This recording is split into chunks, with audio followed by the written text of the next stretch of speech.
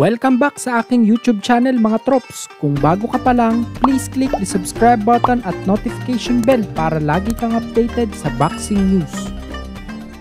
Mayweather Promotion CEO Leonard Ellerbe nangakong lalabanan ni Gervonta Tank Davis ang mga boksingero na gusto ng boxing fans itapat sa kanya.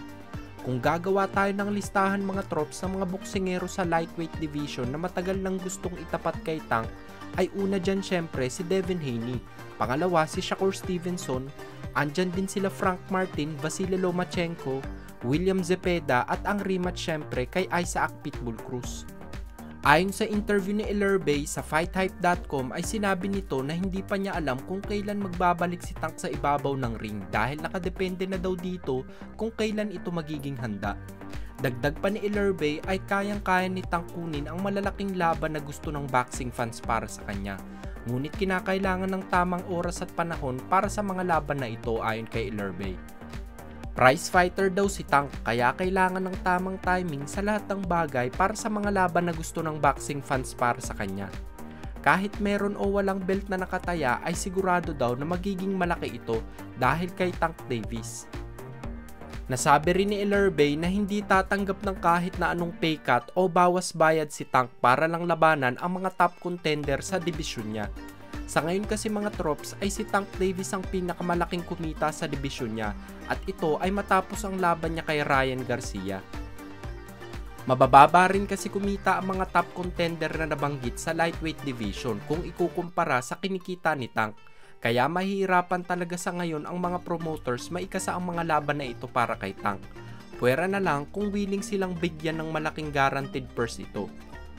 Pero syempre, hindi gagawin ng mga ibang promoters ito kung hindi naman malaki ang pay-per-view buys ng mga makakalaban ni Tank dahil malaki ang risk nitong malugi.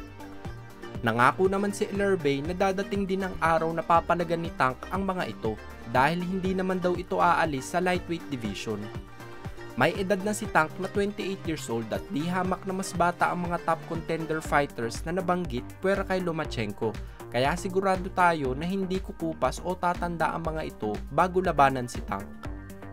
Sa kabilang dako naman po tayo, Vergil Ortiz Jr. planong ibalik sa ibabaw ng ring bago matapos ang taon. Matatanda ang 3 beses na udot ang laban niya sana noon kontra sa welterweight contender na si Eimantas Stanionis dahil sa health issues. Ngayon nga ay sinabi ng promoter ni Vergil na si Oscar De La Hoya na plano siyang pabalikin ngunit sa 154 pound o 160 pound division na.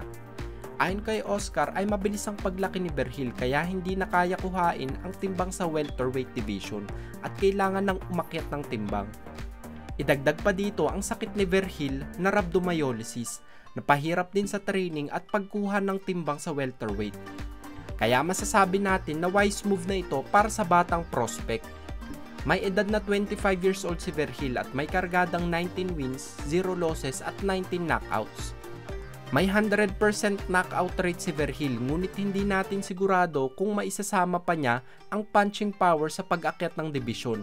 Kaya abangan natin ang mga susunod niyang laban. Kung nagustuhan niyo ang balita na yun mga trops, bigyan niyo naman ako ng isang suntok sa like button dyan. Yun lamang po at maraming salamat.